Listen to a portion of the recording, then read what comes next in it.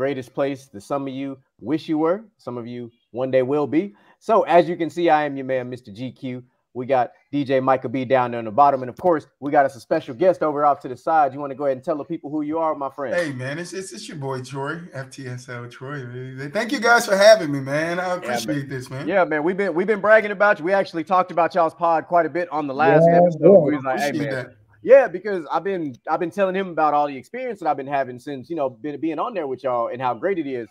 And so Troy here is the other NBA brain. So you two will hit it off perfectly when it comes to there we go. NBA. I'm a big NBA guy. So big NBA guy. What we like to do here in the lounge, like I said, we like to keep it comfortable. We like to keep it chill. We like to kind of let the world kind of find out and figure out, who's involved.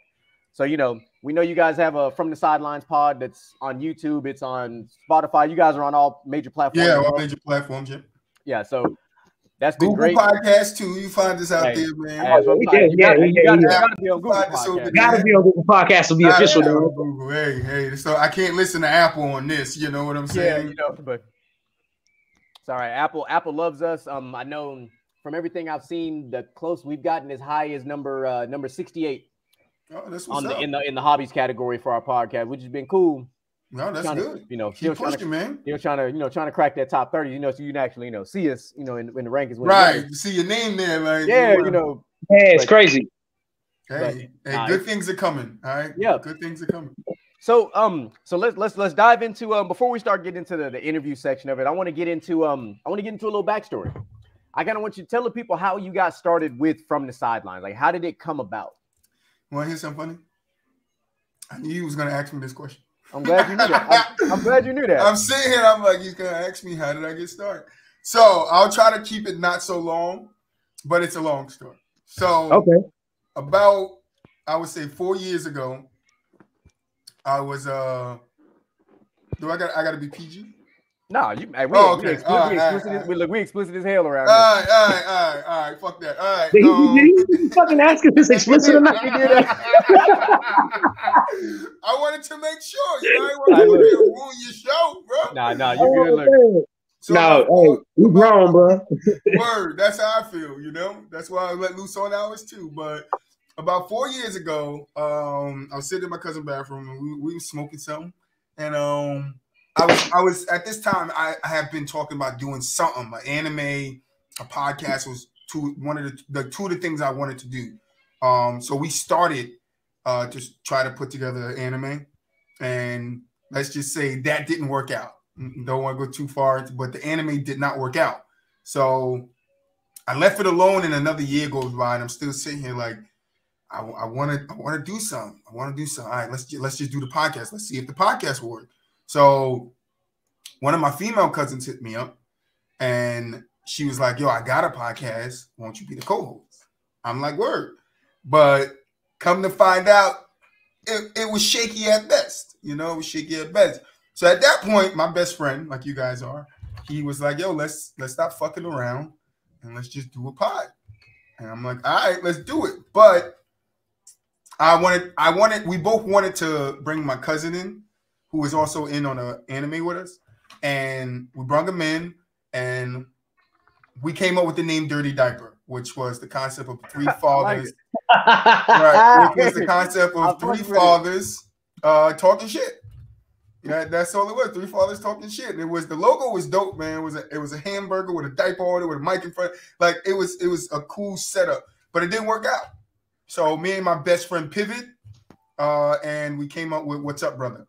Which was a saying my landlord used to always say it to me. He was, I think he was either Irish or Russian. I can't remember, but he used to, everything he said, he ended with, brother, what's up, brother? Like, and to where me and my roommate, we started to adopt it and my best friend was always around me.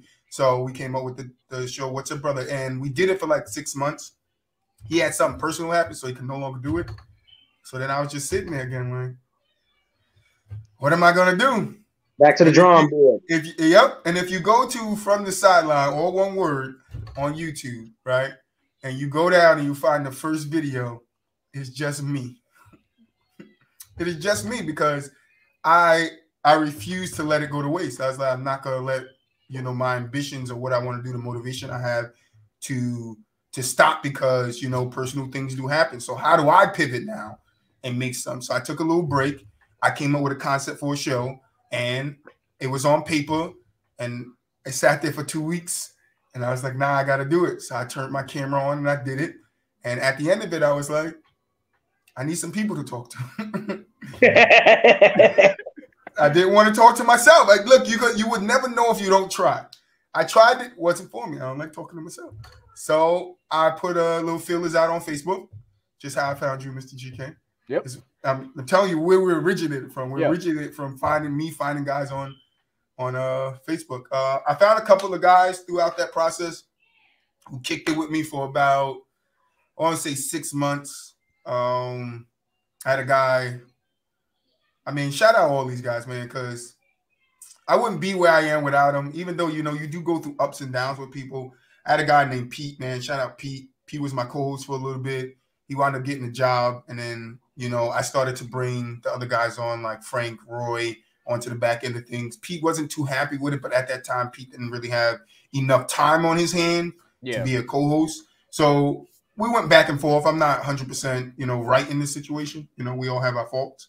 I've learned from, being new at this to how to deal with people so much that the guys on my pod call me diplomatic. All right, I am diplomatic now because I won't go and tell us no. I always handle it the correct way. I have proof. But so Pete leaves. It was 5 of us. Now it's 4 of us. Then Frank has a death in the family and disappears on us. No word, no nothing. We find out about a week and a half later.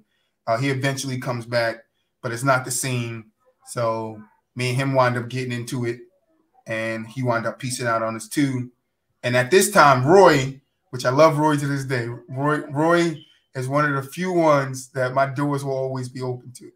Roy was he was in works to being a nurse, right? And his test came up, and he kept it real with me. He was like, look, my test here, I got to study, I got to pass this thing. He wound up passing it.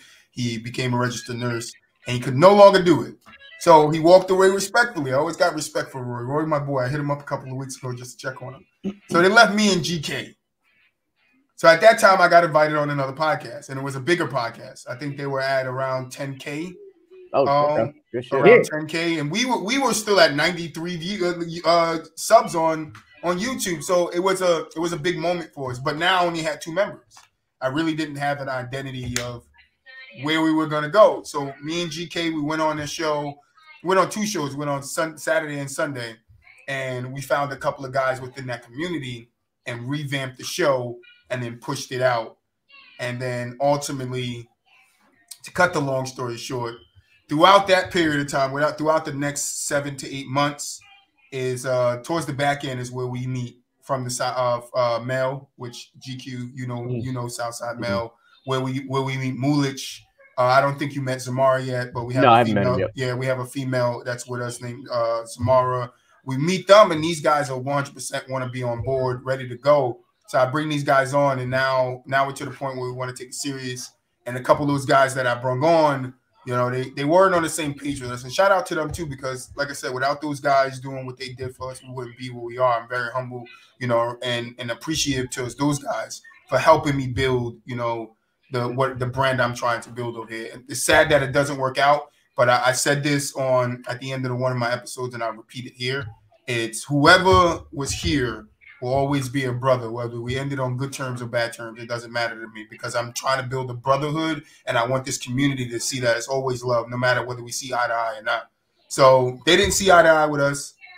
They walked away, and now we are what we are today. I like it. That story sounds a lot, just you and your friend hey, we should do this. That sounds a lot like ours. Yeah. Right. Mr. GQ was just telling me that, and I told him, and I will repeat this to you, DJ. Because I wanted to start with my best friend and things did not go as planned, it made me, happy when he did say, like, me and my best friend wanted to do this, and we did it. Because, even though me and my best friend did it and things got in the way, I could tell just by meeting Mr. GQ that you guys are going to keep pushing this thing and pushing it and pushing it. Oh, yeah. That's all you can ask. So, shout out to you guys, man. Yeah, no. So and like I said, so when he found me, like I said, it was on that Facebook group I invited you to, the podcast promotion, whatever. He had pushed out a blast like, hey man, I'm looking for guests to be on there, and I was like, I went back to my roots. So, so for a long time, like having the other guys on, my identity shifted. Mm-hmm. So what I had on paper when I first started with just me wasn't the same thing I had at the point where I invited the other guys from the other community on. We had a show that was in the likeness of what those guys were doing. Yeah, of course. And when you do that, a lot of times doing what other people do can help you gain a following, right? But it's also tricky because you have to do something better than them, right? Yeah. And not saying that we weren't doing things better than them, but it's a lot that goes into trying to usurp those guys when you're in their shadow. You get what I'm saying? And that's the placement, we put ourselves in when we, went up there and ultimately took some guys out of that community to come over. They created the atmosphere that they had over there, which didn't work for us. So you get stuck sometimes trying to build something and trying to make, because all the guys that's a part of From the Sideline, Zamara lives in Maryland. I live in New Jersey. Southside is in Las Vegas. Mulich is in Sacramento. Buwap is in Illinois, Chicago. Lamar is moving to LA.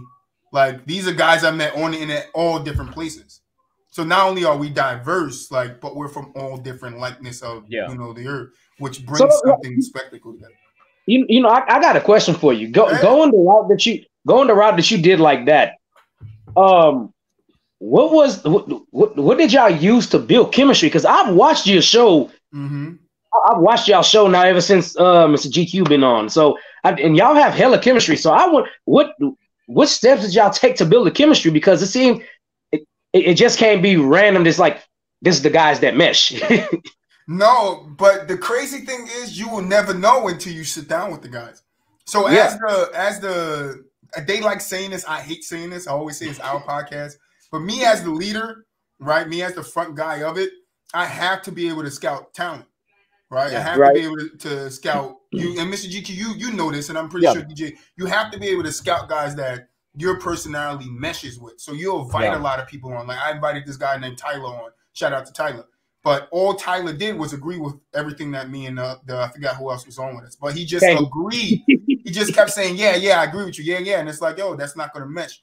But when you meet somebody like Southside, right, that can talk in logic, right, but also he lost his shit once, but that can keep his composure and articulate his points, yo, I can work around that. I could give you, it's like acting, right? Yeah. I always tell them, you got to learn the value of entertainment, right? 100%. You got to learn the value of entertainment because it could be something that's that could be so entertaining, but one of us got so mad that it wasn't entertaining. It was just like, oh, damn. But we could have made it something so beautiful. We just kept our heads. That's what you find in these guys. So that's what I look for. Always look for how they talk, how they respond to somebody disagreeing to them. If they come with energy, if they're willing to listen, are they cutting people off? Like you have to, it's like an NBA scout. It's like an NFL scout. You have to scout these things and understand. So you saying it just didn't work? No, it just worked. It did. It's like, and I always tell them I'm a good judge of character. Now, sometimes I got it wrong. Like the guys that left, sometimes I got it wrong. I always thought that the people that I have here, they have the same mindset as me. But I tell you this one thing that I don't know if you know who Math Hoffa is. Yep. He's a battle rapper who has. I know. I keep up with the battle rap community. My expert opinion. But he said something in the light of what he was going through. He said it's hard to build something when you're telling the guys around you to just have faith. Just have faith. And I find a lot of times people just don't have that faith that you have, So when you find guys like Mel, they come along and they're willing to sit on the phone and talk to you. And you get to know them. You get to understand what they're going through and what their point of being here is. I was about to start my own podcast. But God just telling me that this is where I need to be. Okay, no, I can work with that. No, I just love talking sports from Moo. I like what you guys got on here. I want to be a part of that. Okay, I can work with that. But I can tell you something, somebody like Mulich, right? Shout out Mulich. Yeah. Mulish didn't come on and connect with us right away. Like, his talking points was good, but Mulish would tell you he came on with no energy. And Mr. GQ, you know, we're a high energy show. Yeah, no, 100%. And Mulish is kind of now you see Mulish? Do you see Mulish now? Yeah. And that took me one time to be like, yo, Moo, I just need you to have a little bit more energy. And once he showed me that, I was like, no, you come on full time. So sometimes you see something in somebody and they don't see it yet. And you gotta just give them that little nudge, and that's Mulish. You'll find somebody like Zamar who's like, yo, I want to get into it, but I don't know how I'm gonna be perceived. Look how, go watch her when she first came on and watch her now. Her confidence is skyrocket because now she knows, like, I can sit in a room with men and talk sports and they don't judge me for being a woman.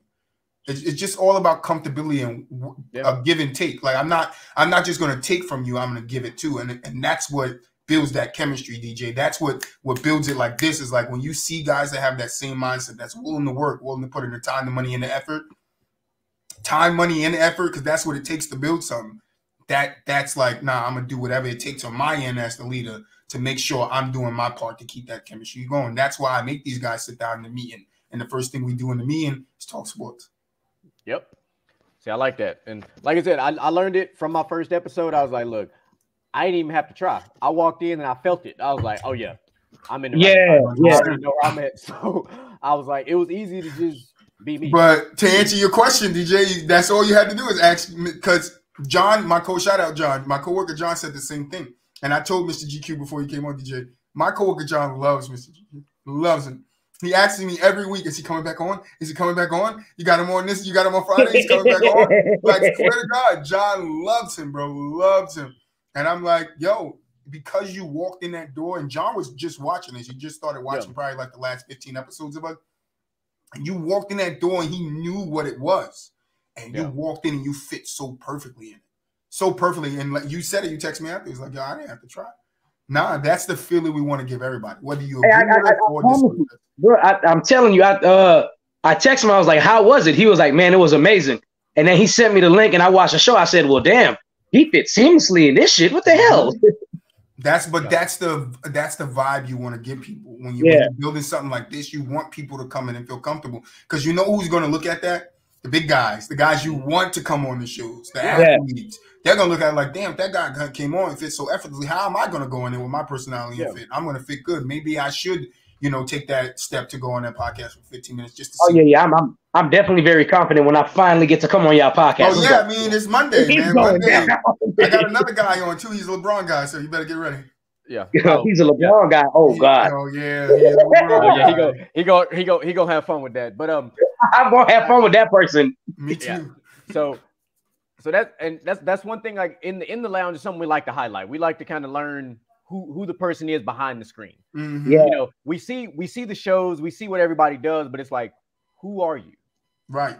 When the camera's not recording, when you're not live on YouTube, on Facebook, on wherever, I'm playing Call of Duty and Horizon Dawn. Take care of my kids. Hey, I ain't even mad at you. So, but I appreciate that because it's the beauty in it is like people want to know who you are. 100%. People could respect your sport takes, but they want to know who they're invested into because a lot of people don't understand when they're getting into a business like this. People are going to invest in you. And it's not just about the money, right? Because a lot of these guys, they'll donate to you because they mess with you. It's not about that for us. It's about them feeling like a community. I want a guy in the community to be going through something, and it doesn't take us on a podcast. It takes somebody else in that community to be like, yo, what you need? What you need? How can I help you? What can I do to help you get through the hard times that you're going through? 100%. That's what we want to build, and that's all it's about. But a lot of people, they look at it like money first. Nah, it's build that community so it's stable and they know what it's on. We don't tolerate the disrespect. You can say whatever you want, but be respectful. Yeah. You know how many people have come over disrespect and now they don't disrespect? It's not about me changing your mind. It's just about me changing your approach. Right. That's all it is. And people, they invest in that. They invest in you. Like, how many people I watch and people like, yo, you don't know how you saved my life. That's the messages you want from your fans. Because what people don't realize on the other side of not our screens, but the screens of the people that's watching us, they're human too. They're going through stuff too. Yeah. And I always empathize with that. Like, I know my life is hard. I can just imagine what you guys' lives go. Yeah, and that's why we love what we do. Like when we do the pod, like we have a group. We have a group of people. They always like, hey, bro, what's going on? We didn't see the pod come out on Thursday. Like, what's going on? Like people at work, they drive all day. They're listening to the pod. Like that's how they get through their day on a Thursday. And it's like, because of what you guys do, whether y'all talking about sports or like season 1 was probably one of the craziest things we ever did because we was all over the place. But we was on sports. We started talking relationship stuff. To a point where we had a very particular episode. Like when we looked at because you talked about me and you talked about this before we went live. We talked about the numbers that got the pod. So there was a time, I could know where I'm going with this already.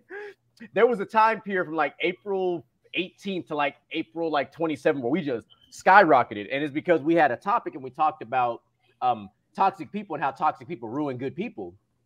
So what it ended up doing is it ended up sparking a setup to where all of a sudden my ex ended up feeling like I was talking about her and ended up hitting me up in my DMs and dropped some other shit. Oh yeah, it turned into a whole other thing. So it got to a point where one of her friends, because you know how Anchor, you deal with Anchor like we do. So her friend had sent a voice recording and started saying some shit. And I was like, all right, I'm gonna let it go. Bad idea. I let it go, but then it started stewing. And that was like a pressure cooker. And I was like, you know what? Forget that. So season 1 are done. Yeah. So season 1, the last 2 episodes, like we had to break it into like 4 parts. Because when I dropped these bombs, like I dropped bombs. Like I went the fuck off. Like there you go. But I just watched the controversy caused the ratings to go up. And I was like, damn, like I don't want our show to be based on controversy, but because of that instance happening, like you just talked about behind the screen, some real life stuff happened. It leaked into the show, and it was like, well, I'm gonna go ahead and take it and run with it since it's already happening. Right. Because just like, and I tell everybody, I say, listen, what I won't do, even if I'm gonna quote unquote talk about you, I'm never gonna drop your name because I don't believe in free clout. I'm not gonna give you free clout, not on my platform. You see what I did? I only dropped the people the old people's name. I didn't drop nobody new. Like I'm not gonna do that because I'm not gonna give you a chance to get boosted up because of something I said. No light. We ain't flashing no light on you. Love you. I respect you, but you call me Eminem with this. I'm gonna say it with the lyrics, and you're gonna figure out by reading the lyrics who I'm talking about. There you go. That's it. Call it subliminal all you want. I don't care. I don't give a damn. Check these metaphors and watch what I do. There you go. So I like how we did that. So let's go ahead and let's get our pivot on. So I know you guys talked about it on your show yesterday, but we had planned it. We'll save it for today. So let's talk about these reactions to these NFL awards yesterday. So not yesterday, before yesterday. No, yesterday. Yeah, no, Friday. Whenever they came out. Friday. But it was a big deal. We had an idea. We kind of knew. You kind of knew who the favorites were, but then you were like, maybe some things will change up a little bit, but. Of course, we started at the top. We saw that Patrick Mahomes ended up winning the MVP. I called it. And I'm not like it. And we talked about it too. I was like, I wasn't mad about it, but I do feel like if Jalen Hurts doesn't get hurt, I think Jalen Hurts may have gotten enough votes to pull it off. But then you go back and look at the numbers, and you're like, people just forgot what Mahomes did all season in totality. I'll give you maybe 2 to 3 things. Let's think about beginning of the season. They lost Tyreek Hill. Everybody was saying Chiefs finished last in the division, right? There's no way they make the playoffs. Well, if they thought the Raiders was going to be better than them, people was tripping. They did. That's so crazy to me that people thought that shit. They did. The second thing is people forgot who Patrick Mahomes is, right? And I told them this. It doesn't matter. It doesn't matter if he doesn't have Tyreek. He's going to find a way to get it done. The third thing is, right? He's the only quarterback that threw 40 touchdowns. The only one this year. Yeah, he threw 41, huh? Yeah, 41. He's the only one. And the only one that threw 5,000 yards. With no Tyreek Hill. The team that people said was going to be nothing, right? He couldn't get it done. He has no weapons, right? How many different wide receivers did he throw to this year? At least, my man was out there looking like Tom Brady, bro. I'm not going to lie to you. He threw to MVS. He threw to... in the championship game, both of his key wide receivers go down. Yeah, because he lost Mecole Hardman, and he lost Darius Toney. And Juju. Yeah, and Juju. He did lose Juju. He lost all 3 of them. Oh yeah, Juju in the first quarter. He lost Juju in the first quarter. Still find a way to pull it out, and that's why I tell people Patrick Mahomes is very dangerous. You cannot sleep on a quarterback like that. He's a generational talent. I don't think like people when you look at Aaron Rodgers, right? He's a generational talent, but I think Patrick Mahomes and what he's doing is a cause of that, right? Yeah, it's a cause of seeing what this guy can do. Okay, what can I add to that? And now, and like I said, because some guys on my podcast said, if you put Lamar and then KC. It makes the team better. I was on that episode. Yeah, you put Patrick on already. What I'm saying is he makes them better in the run game. But can he, whether you blame it on Patrick or not, when the play gets broken, when you have to scramble, and you don't have this space to run, and you're getting pulled by your ankle, can you make that throw? Patrick can. How many times have we seen him do a little flip pass to get himself out of trouble, and it completes it and it goes up the field? That's his brain. Like even if he caused that play. Or he didn't make the right read down the field when he had the earlier throw, he still makes something out of nothing. So I knew that Patrick was just going to find a way to do it. And I love Patrick as a quarterback. I'm not a Chiefs fan. I'm a Giants fan. But I just knew everybody putting that hate on him. There you go. Everybody putting that hate on him. Nah, he going to show you guys like I don't need Tyreek. I don't need Tyreek. I can do this, and he did it. And you got to give that man the MVP. So there was an episode on the podcast, and I'm pretty sure you remember this, GQ, that I sat there and said, "Yo, is it possible that with Tyreek leaving and things like that, and people didn't see this coming from Patrick Mahomes, is it possible that he has been underrated in his career and how good he is as a quarterback? Because people see Patrick Mahomes and be like, well, if Tyreek Hill wasn't there, he wouldn't be doing this, and if Travis Kelce wasn't there, he wouldn't have been doing this, but he's doing it still." So I'm pretty sure you remember that. And I was like, yo, it's possible that we underrated Patrick Mahomes as a quarterback, even though everybody had him as a top 5 quarterback. Yeah, because what we got to see was a quarterback in a perfect situation.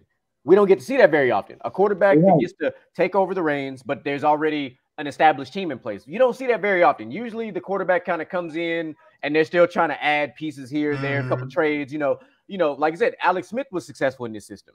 Oh yeah. So was I wouldn't say the system is the same though.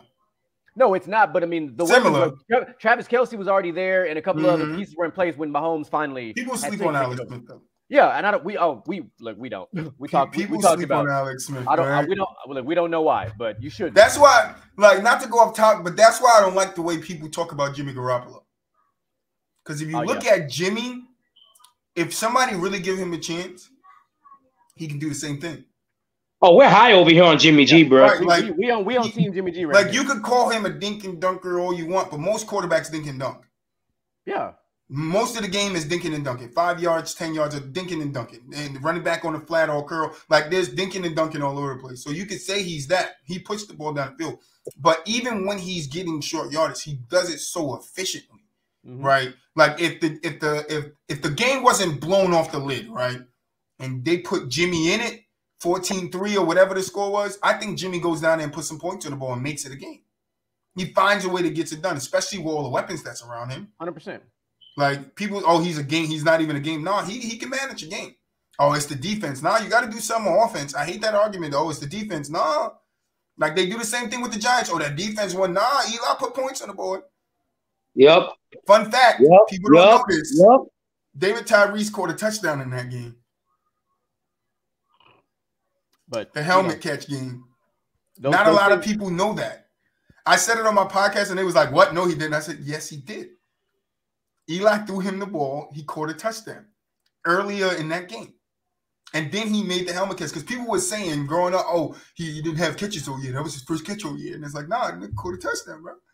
Yeah. Like, it's not just the defense. Do you see in the second one the way Eli put that ball at to Mario Manahan? Man, that's a beautiful. That's one of the greatest throws ever. Yeah, that was. He puts it anywhere else, and Mario does not catch that ball. People don't understand. Yes, a great defense win you championship, but your offense has to be capable of putting points on the ball. It's why Aaron Rodgers lost to the 49ers previous year, because he couldn't put points on the board to where their special team, the 49ers special team, was putting points on the board. Yeah. And by the way, sorry to rub it in your face, Jay. Sorry to rub it in your face. We Giants fan around this motherfucker. That's right. I already know where you're going with that. Hey, hold on. I gotta. There go Eli. Can't spell elite without Eli, bro. There go Eli, and there go David Tyrese, the helmet catch. There you go. Hey. Ain't nothing wrong with it. No, I appreciate it though. No, but it is true though. That Mario Manningham throw, that catch over there is very similar to, if you go back and look at the Arizona Cardinals Pittsburgh Steelers game, the throw to Santonio Holmes. Mm-hmm. Oh yeah. If that ball is anywhere else, it ain't happening. Larry Fitzgerald goes down and probably ends up winning the MVP because of that beautiful touchdown they ended up winning with. But I know what people love, that Santonio Holmes catch. I'm sorry, but the James Harrison play was the best play of that Super Bowl. Hands down. It just was. That interception return was just, watching that was a beautiful thing. That 300+ pound man running all the way down the field and basically passing out from no oxygen was just a beautiful thing to me. I don't care if he didn't score. I stand by that. I'm going to stand by that. Back if he couldn't breathe. He put back. He wanted his teammates a chance. Damn it. Hey, let that man have it. James Harrison scored, damn it. This I'm on the opposite side of this one. Like when I tell people all the time that Dez didn't catch it, like, yeah, he didn't know he didn't. This is the opposite. Green Bay? James Harrison, they scored that touchdown, bro. You talking about Green Bay? Yeah. He didn't catch that. Exactly. So speaking of the Giants, of course, you guys' coach Brian Daboll did win Coach of the Year. I'm happy about that. I wasn't opposed to it. I thought it was great because you took a team from no wide receivers. Yeah, you still found a way to make it work.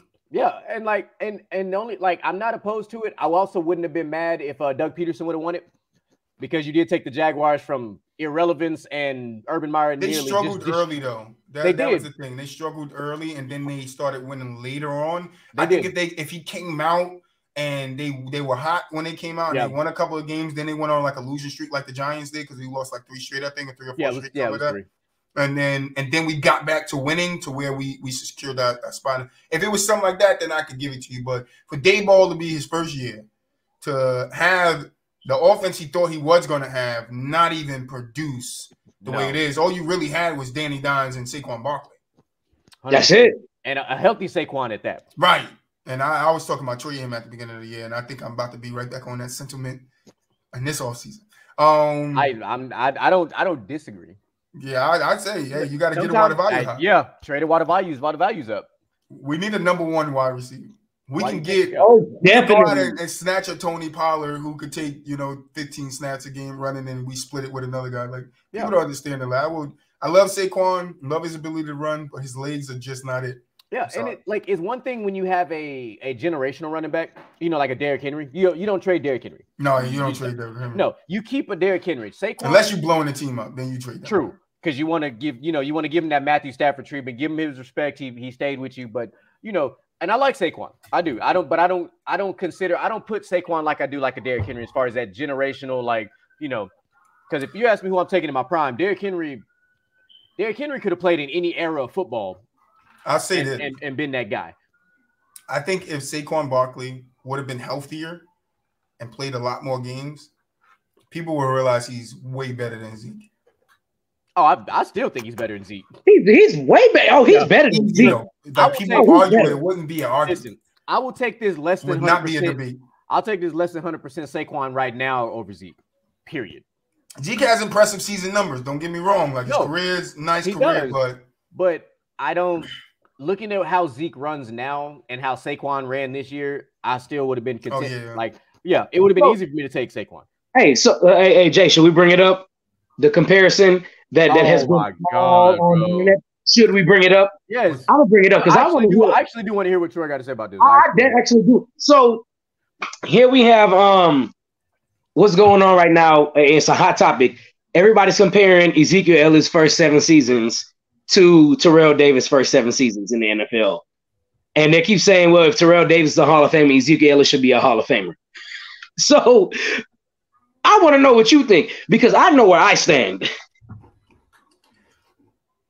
Let me do a little research real quick. Right? So they said that the 8 years, right? I don't care about the 8 years, right? I hate, the thing with sports to be, right? It's moments that that's the biggest thing to people is moments. No, I like to look at the whole career. Like what they do in their whole career. That's why I don't, Mr. GQ can tell, I don't like ranking active players. I just don't. I hate the argument now in today's sports world that we could rank active players and put them above guys that have done more in their career as a whole. Like how we had the Justin Jefferson conversation. Like how people are trying to say Justin Jefferson is better than Jerry Rice. The reason why we can have people have conversations like that is because Jerry Rice is undeniably the best, wide receiver to come. It's like when people talk about the LeBron and Jordan, right? There ain't nobody that people are debating with like that with Jerry Rice. There isn't. That debate comes with 2, 3, and 4. Oh, I never thought about it like that. That's crazy. I've never thought of that. Nobody debates Jerry Rice. It's always if T.O. is better than Moss. Is Larry Fitzgerald better than T.O.? Like those 3 names is the 3 names that come next. People don't realize that. There's not a wide receiver debate like a LeBron, Michael Jordan debate, or people talking about this guy that came along is the GOAT now, like Tom Brady. He can win. No, there's no debate about Jerry Rice. Like no debate at all. Like this guy solidified himself in a time where it's not so past-centric like today.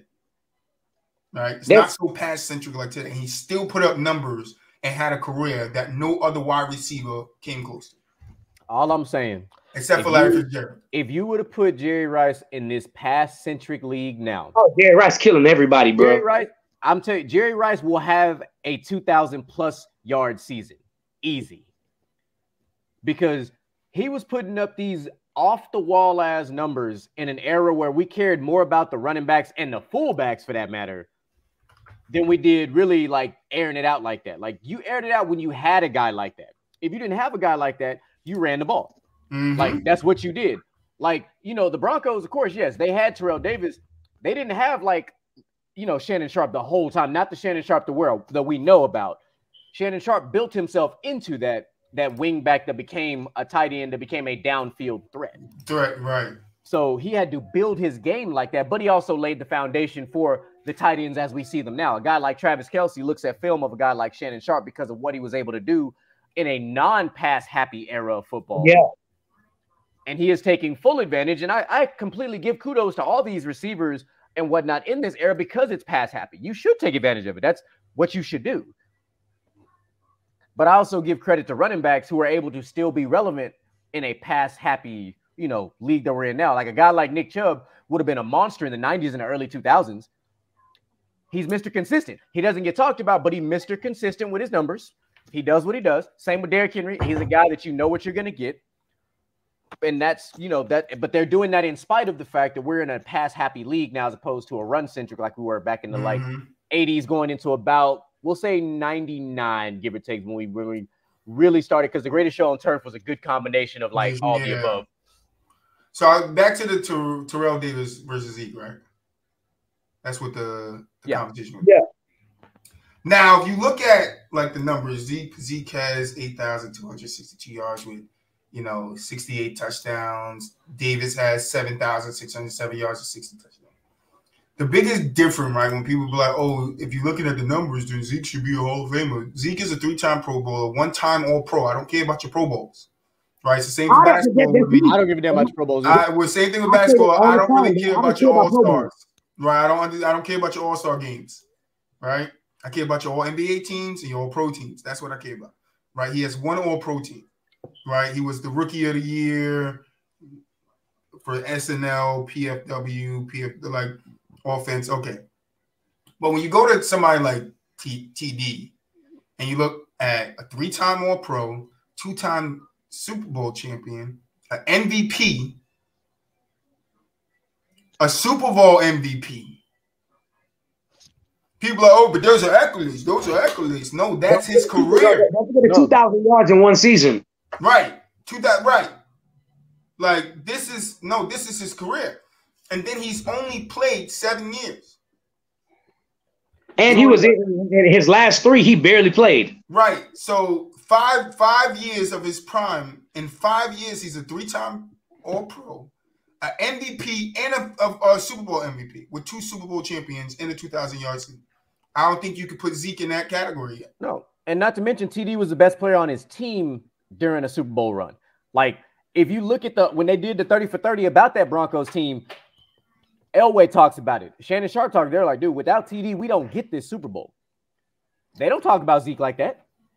They've never talked about Zeke like that. After his 2,000-yard season, dude dropped off to 4 games. He went from 16 to 4 games, then 5 games, then 8 games. Like, but in the 4-year stretch, it wasn't even 5 years. It was 4. In the 4-year stretch, 4 years, he's 3-time All-Pro, 2-time Super Bowl champion, and the Super Bowl MVP in the Super Bowl. That's crazy. Like, no, I'm not.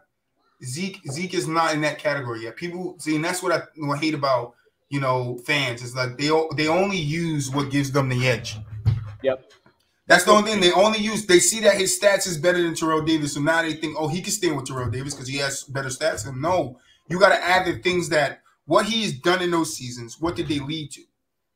Yes, they lead to accolades, but if you're not the best in something or the best at doing it that year, you're not going to get any of these accolades. He was the best at doing something 3 times. He was All-Pro, so that means he's one of the best running backs in the league 3 times.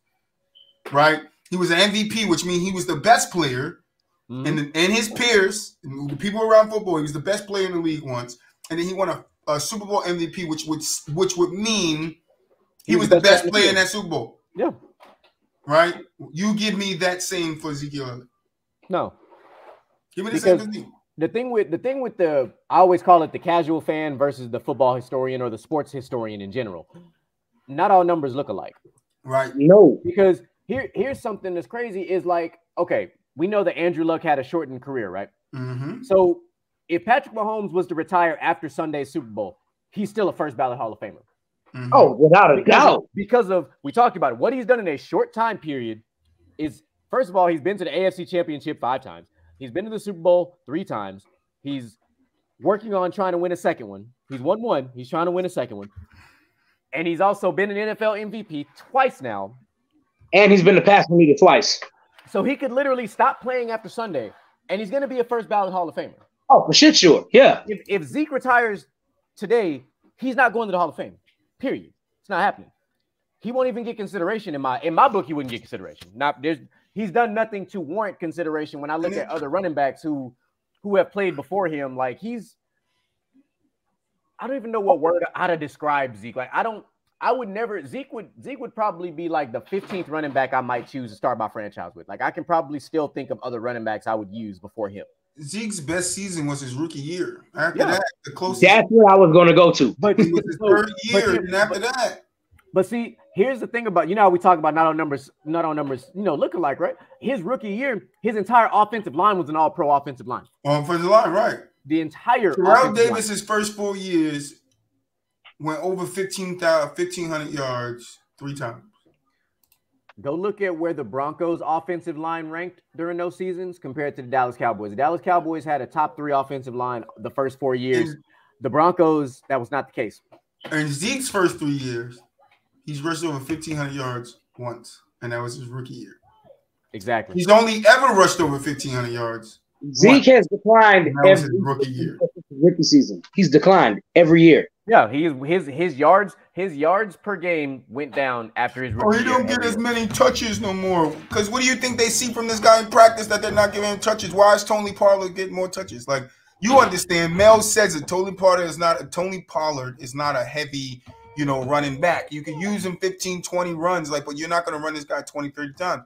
No, I don't know. We don't know, but he's not as big as your prototypical running back that would run like 25. He's elusive. He is very much so. He can get down the field. He has big plays, and that's what I'm saying. And he's also he's a former receiver. We forget about that. Like if Dallas can find the mixture, make the right potion, right, to mix Zeke and him together, they have an unstoppable 2-headed monster like the Browns did with Kareem Hunt and Nick Chubb. But they just don't utilize. I would give some people that they don't utilize Zeke the way he is, but Zeke also is not running the same the way he did. No, he's not running. Zeke isn't running his rookie year, when he hit you, he fell forward. Now he's getting hit and he's getting stood up and put down. Yeah, he used to run people. He ain't running. He's getting stopped in the backfield, and we've never really seen him get stopped in the backfield. He used to run cats over and still at least get you, 3-4 yards off of that. That's not the case anymore. And then yeah. So moving on down that list. Of course, we had the comeback player of the year being Geno Smith. We respect it 100%. Yeah, I was happy for Geno Smith because Geno's had a very interesting career, and it was nice to see him have a renaissance of a career, this particular season. Mm-hmm. I think he's the perfect quarterback for Pete Carroll and the Seahawks. Yeah, because for now. He fits what they want to do right now, which is get ready to build. Girl, you're making a lot of noise. All right, Calissa, you got to calm down now, Ma. Come on, relax. Let me get this keyboard up real quick, man. That's why I had to turn the keyboard off because she's been typing in the chat or something. Do my gamma juice. Yep. Juice, Dad. You can't hear me, but I can write it out for you. Like I only want you to do that. But yeah, so I was cool with that. I mean, don't get me wrong. I wouldn't have been mad if either Saquon or CMC would have got it either. I understood it because both of them came back from freak injuries, significant injuries. But Geno took a team that didn't make the playoffs, and then they made the playoffs the following season. Granted, But I don't think it's that. I just think it's strictly what he went through these last couple of years, and then having this type of performance where he was outperforming early in the season elite quarterbacks. Yeah, he outperformed the former from Seattle. Right. Like Russell Wilson looked like I don't know. Russ he gonna be ride next year with but last season my man was looking like doing his best Zach Wilson impression. He was doing his best Johnny Manziel. I couldn't even call him Russ. I was just gonna call him Zach because man, it was bad. He was doing his best Tim Tebow. Oh, hey, at least Tim Tebow was scoring. I'll say this, man. You the who? And Jay knows. I have always been a big Geno Smith fan. I didn't care. I love Geno. Geno has been disrespected for too many years just because he's not an elite quarterback. He's not a top 10, this and that.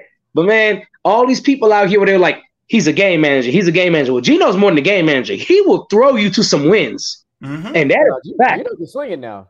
But, see, this is what I always say. No matter what sport we're talking about, it's all about system and opportunity. Yep. That's all it's about. It's about do you fit in my system or the system, and how much opportunity are you getting? That's with any sport. Like you can have a guy that will go out there and win you a game on your bench, but you just don't know because you're not giving him the opportunity. And you see it a lot when a guy switches a team. Like look at Tony. We traded him off of the wide receiver. Kadarius Toney. Yeah, Kadarius Toney. He went to the Chiefs and instantly started making an impact. You know what I'm saying? Like, but he wasn't doing that on the Giants. It's system, and if you're getting the time or the respectable chance to show you something, a lot of people don't get that. A lot of people the opportunity and the system has to be right, and you have to be able to get opportunity. That's why you can hear switching subjects. A guy like Peyton Pritchard off the Boston bench talk about when this is over, I want more opportunity. Like. That's what people are looking for. Hey, and he was discussed in the trades during the NBA trade deadline. Yes, it was. Teams were actually interested in Peyton Pritchard because he's a good player. He is, and he showed what's his ceiling? We don't know. Yeah, but he showed a lot of his worth at least to Boston when they put him in the game, and then all of a sudden he's making these plays. You're like, who is this guy? Who is this? I love his defense. I was supposed to, and this is the curse about being like the lead guy is like. I got to worry about so much shit. Like sometimes I forget. I watched the Boston played the Hornets a couple of weeks ago, maybe early last month, back to back. They played one in Boston, I think, and one in Charlotte. And Peyton Pritchard's defense was fire, bro. And I have timestamps on my breakdown to go and clip it at. But I just never got around to clipping it. So now I think I'm gonna write it down right here, and I'm gonna make sure I go put that video together. So thank you, Mr. GQ. Yeah, I got you. I'm here for it. So we go to our offensive player of the year was Justin Jefferson. I mean, you can debate that. You can be happy about it, be upset about it. However you feel about it. I mean, it's fine because if you go look at his. Stats are not everything, but if you look at stats the right way, they can lead you to a guy's production, right? Yeah. We all know Justin Jefferson did get shut down in games this year. We know that. We definitely know that. He also made a couple of spectacular plays, especially in that Bills game. When he took the ball out off that guy's hands, when the guy should have just swatted the damn ball away. Yeah. But instead he wanted to try to intercept it. You gotta understand, when it's time to hold them and when it's time to fold them. Yeah. And what I've learned from, and you probably noticed this trend too, what I've noticed that they'll pretty much use offensive player of the year for the best non-quarterback, because even though they tried to put Justin Jefferson in the MVP conversation, first of all, he was not going to win that MVP. It was not gonna happen. So they're like, all right, let's give him offensive player of the year because he's not going to win the MVP anyway.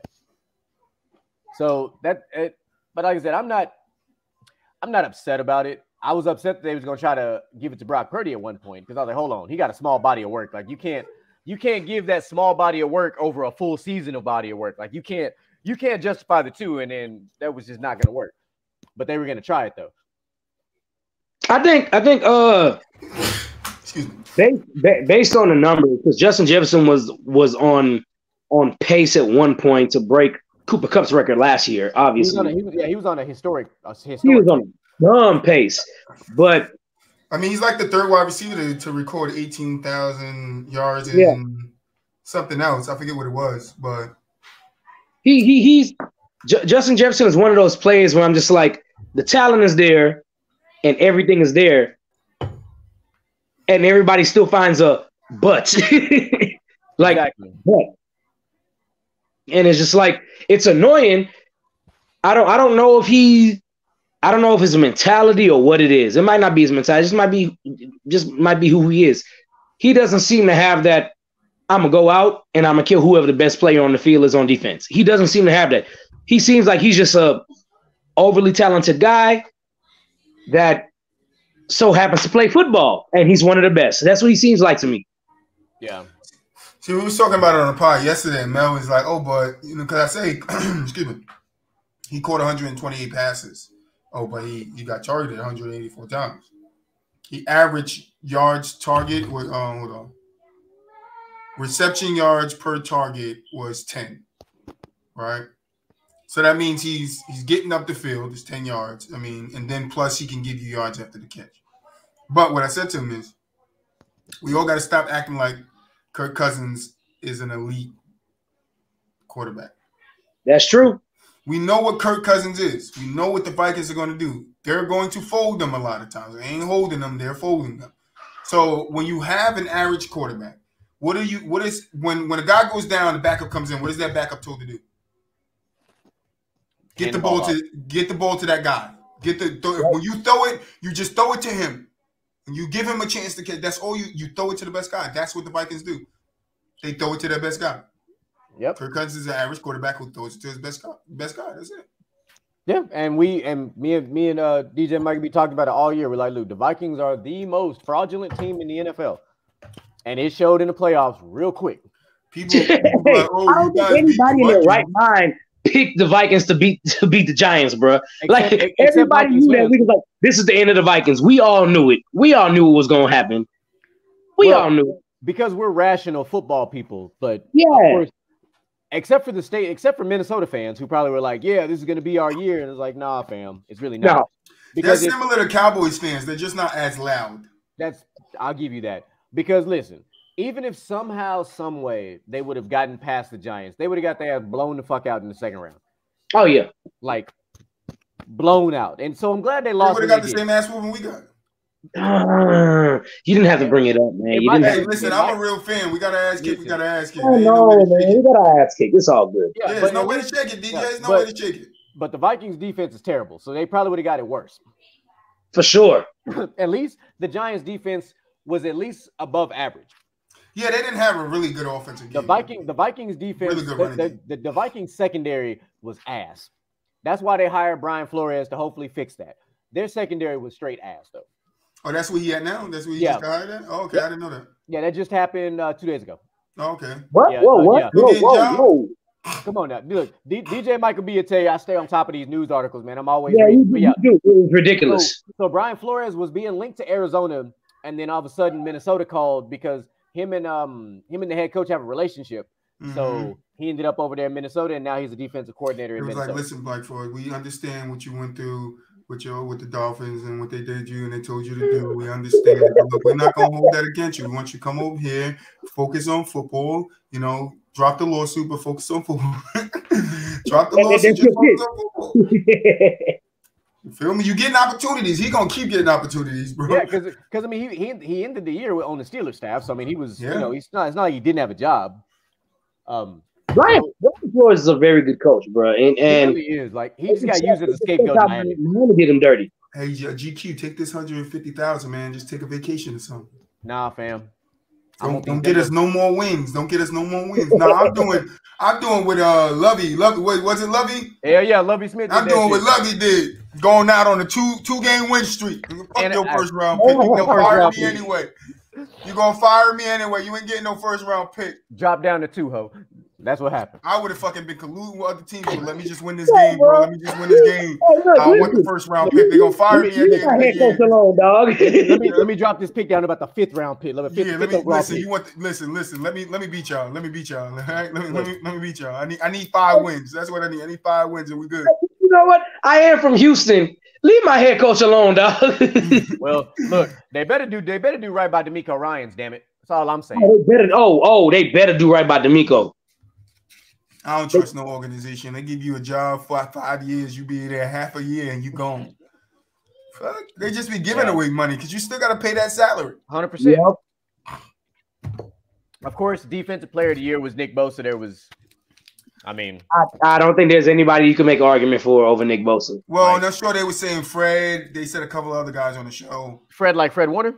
Yeah. But even Fred said, Nick Bosa was the best. You can't get it to a guy. You can't give it to a guy. He said another guy's the best. Don't look right. No, 100%. Of course, the New York Jets, them punk ass Jets. I hate the Jets.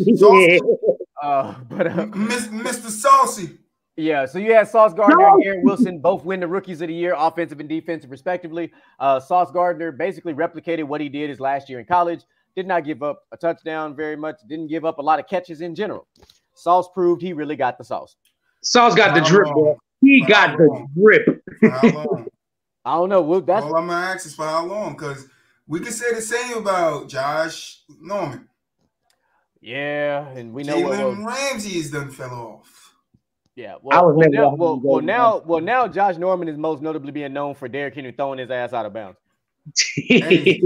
Like, Jalen Ramsey didn't Jalen Ramsey get one of those mushes too from Derrick Henry? Yeah, but that one. I understand. He took him off his feet. He pushed him from the outside shoulder and threw his ass like, please, get out my way. He was like, I believe I can fly. Derrick Henry was like, you sure can. Like, my man's cleats came untied midair. Like, it was that bad. He didn't change clothes midair. He on a flight. He ready for the flight home. And then, of course, I always like to talk about this award because I just think it's one of the best things that the NFL does. Dak Prescott winning the Walter Payton Man of the Year.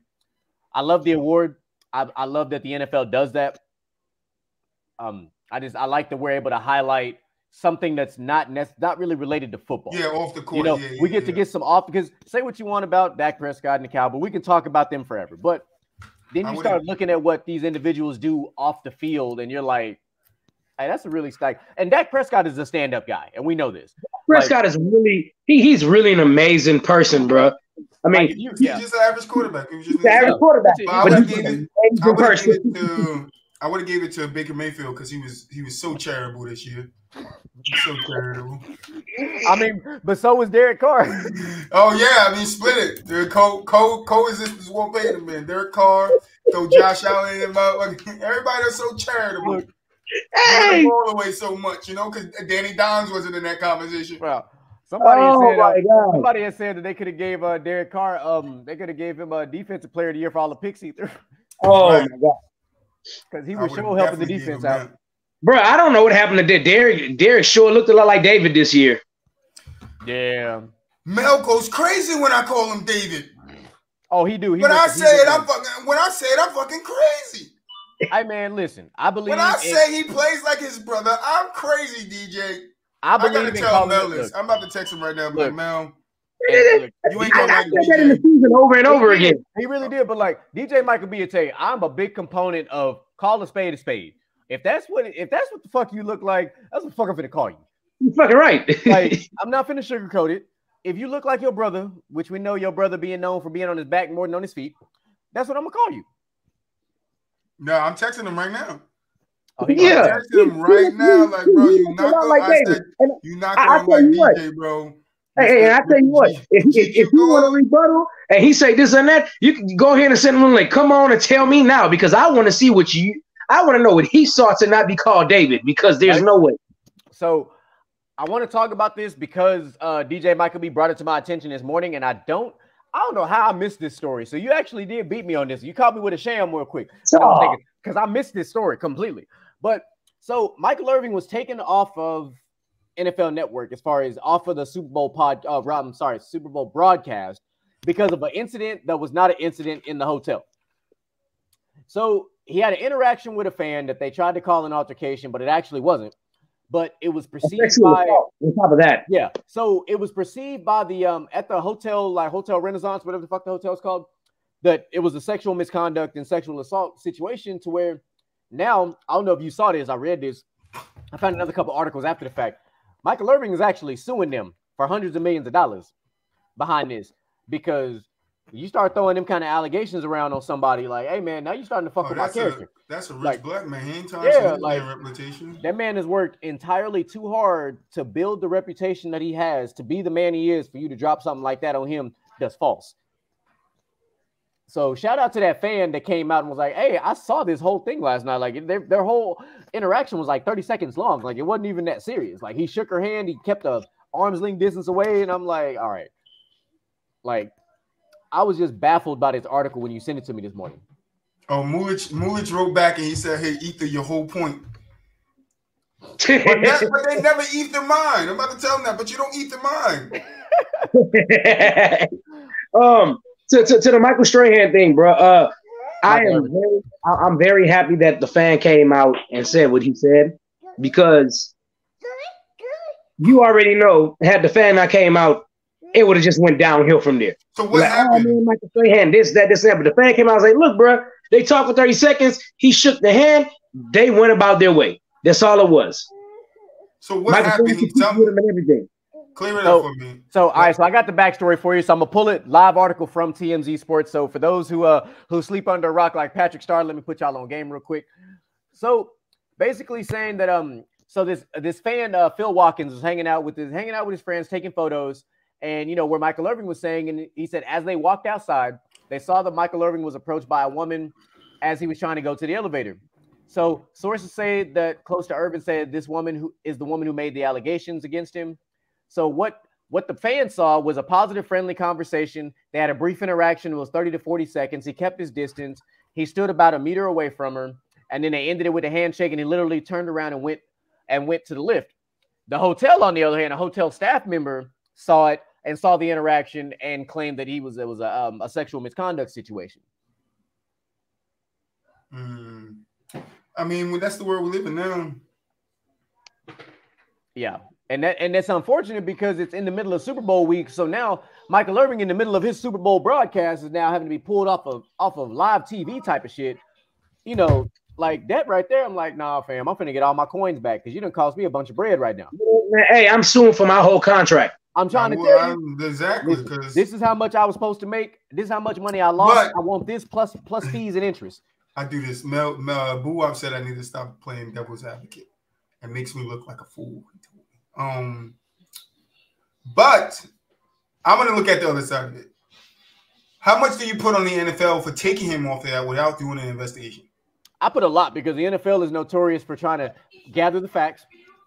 And usually they try, I'm going to say try because it ain't always the case. They usually try to get the facts before they make a decision, especially when you're dealing with a TV personality. That's a whole different thing. It's not an active player. This is a TV personality that works for your network.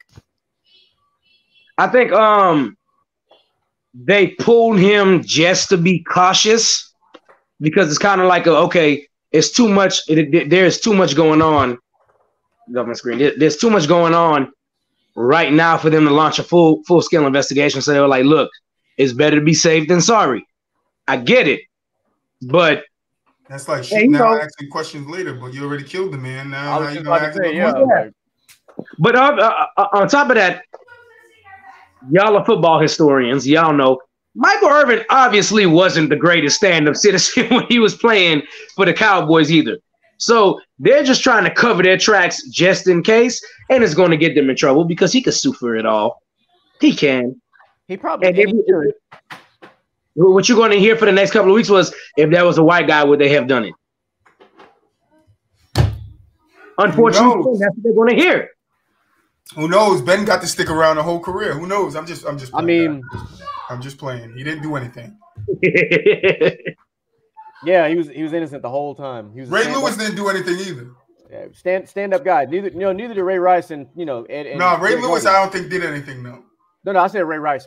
No, I said Ray Lewis the first time. Yeah, I don't think Ray Lewis. I think his boys did it. He didn't. Fair enough. So, I read it. I'm a criminal justice major. All right, I checked it out. You feel me? I went and looked at the police reports. That's what I did. All right. People don't do their research, man. Yeah. So I had one other NFL topic I wanted to jump on before we kind of start to wind down a little bit. This has been rumbling, but now that it's finally in writing, I'm actually rather intrigued by it. So the Ravens are going to tag Lamar, but they could be tempted to trade him in the offseason if the right offer comes along. Does Lamar have when it play, because that means the team owns his rights, right? Correct. If they use, you've got the exclusive franchise tag and then you've got your traditional. So the exclusive meaning that if he's traded, there's some picks involved. Whereas with the traditional, he can't be. It's just kind of like he's going to get paid. I think right now the tag for that is like 42 mil for a year for the quarterback's franchise tag. So I'm like, so you're going to pay this man $42 million for one season, and you still got to pay him a long-term deal after the fact. But they're not giving him a long-term deal. They should, but I don't know if they're going. Yeah, and I understand people are mad at him for turning down at 216 or 220, something like that. Yeah, somewhere in there. I mean, if I saw Deshaun Watson's contract, I would be considering. Yeah, I mean, if I saw Deshaun Watson just get all these massages and get away with it, and he got all this money with all those massages. Now I want some massages and money too. Like you telling me, look, you don't want to give me the massages, nigga. Give me more money. And that's what I'm saying about Lamar. All I'm saying is my MVP should be at least worth $200 million. This guy done got all those massages. You feel me? All those happy endings. Hey, you know what's funny? You should ask Mr. GQ about my damn fantasy football names, dog. Oh man, this man is one of the greatest with fantasy football names. Oh my God, this man everything is revolved around something Houston related, but it is like this year was Houston happy endings and back for massages. That's right, back for massages because he back. He in the back room getting a massage right now. He back for massages. You know when the Browns called, Deshaun Watson like, hey, I'm still gonna be getting my massages. You gotta hide it. You can't do what the Texans did to me. Say, bro, we got you those massages plus $260 million, bro. What's up? Don't worry, we got all the girls you want to get a massage from. We make them sign all these papers, all these NDAs. They don't say nothing, and it's guaranteed. Oh, we give them LeBron treatment. I'll be there tomorrow. Here's an NDA for you. Here's one for you. Hey, don't forget my original team name was Houston NDAs. There you go, NDAs. Or rub the A's. That's what they're gonna call them. Rub the A's. Yeah, rub me out the A's. There you go. Because Deshaun, if you stop getting massages, y'all stupid. That guy still getting massages. Yeah. Hey, seriously though, with Lamar Jackson, part of the problem with Lamar Jackson is Lamar Jackson acts as his own representative, and he doesn't have his mother. Yeah. Agent. Yeah. So, they're trying to stick him because of it, and I think he's not. He's just gonna go somewhere else. Because you're gonna see a new age with players. It's like, yo, I can represent myself. Like I can talk money myself. Like, yeah, you want to pay me, pay me. Like I'm not gonna take what you gonna pay me now. I gotta pay this guy. So nah, pay me directly. Correct. Guys starting to get like more intellect. Like, nah, why would I go why would I have a middleman when I could just do it directly? And that's what Lamar is doing. What I'm seeing, and I won't be surprised if this happens, is when the NFL goes back to the drawing board and does their next CBA. If I'm the players, I'm advocating for this one very particular thing. I can only be franchised one time my entire career. No, per team. Per team. I would say once in my career if I'm the players. I don't want to go to different teams. Then you handicap the other teams though. Like that sounds like a team problem. Should have paid me my money. Then nobody's gonna really stay on teams for too long. Everybody gonna be bouncing around, man. Well, you can only be the NBA, which is fine because the NBA everybody bounces around. Teams only have one franchise tag to use anyway. Right, a year though. Yeah. But I'm saying, like, if I'm the players, I'm saying that I, as the player, can only be franchise tagged once in my career. No, I understand that. I'm saying once in my career per team. So if I spent 13 years on this team, they can only in that 13 years franchise tag me once. But if I get traded to another team and they want to hold on to me, they can franchise tag me once. Like, it's up to them to franchise tag me, but it's only once. And after that, you can't franchise. So if I'm here for another 5 years, you franchise tag me my second year because I got a 1 year deal left. Guess what? You're going to have to pay me for the next 3 years. So I'm with you, but I don't think it's just once because then I think you shrink what teams can do with players and their money. Well, and I'm also more about about players taking care of themselves because 100%. Teams at the end of the day are still going to try to get the best deal, the best bargain, whatever the case might be. So I'd like to avoid that if it all and I hate that for certain players. Like, Kirk Cousins is a prime example. I'm not saying he should have got the bunch, but Kirk Cousins was franchise tagged twice, back to back. Mm-hmm. And then they paid that man a whole bunch of money though. Still ended up going to another team and getting a fully guaranteed deal. Contract, right? So why would I allow you to franchise tag me a second time? But that's what I'm saying. If Washington could have only franchise tagged him once, right?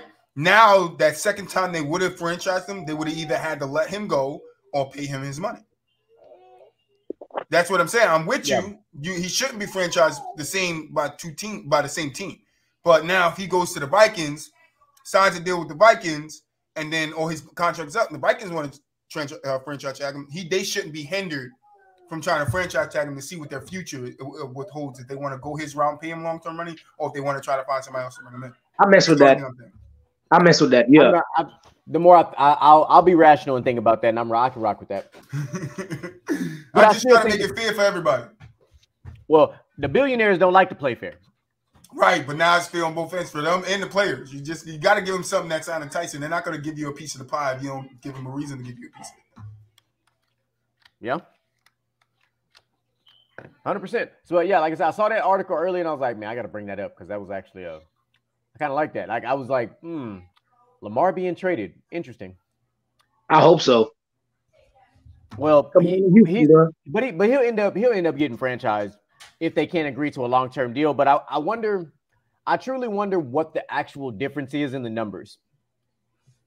Like, does he want Deshaun Watson's exact contract, or does he want something similar? Like, I'm curious to know just how close and or far off it actually is, because John Harbaugh, I really believe it's over guaranteed money because Deshaun Watson's contract is fully guaranteed. Yeah. Which is a ridiculous number for fully guaranteed money. It is. I mean, and the Ravens have this is the only thing I'll say. The Ravens do have right to push back simply because the last 2 seasons, the injuries that they've dealt with. And Lamar has missed multiple games, and it has, caused issues for the team. But on the flip side of that, they still have yet to surround Lamar with an actual offensive coordinator that is not a run game guy and actual competent receivers to actually be comparable. Like, when Lamar won the Heisman in college, he didn't have a true number one. When he won the MVP in the NFL, his true number one was Marquise Hollywood Brown. Give this man an actual team with actual weapons outside of Mark Andrews, and let's see what, let's actually unlock, Lamar Jackson and see what Lamar really is. You seen that he improved in his throwing. People say he can't throw. He came out there, started throwing laser dots, wobbly ones, but they were getting there. But it's true. But I mean, look at a prime example is look at this Super Bowl. Look at what happened when you surrounded Jalen Hurts with the right talent. Yeah, you got him, AJ Brown, and that defense got bolstered. That offensive line is nice. That running game is nice.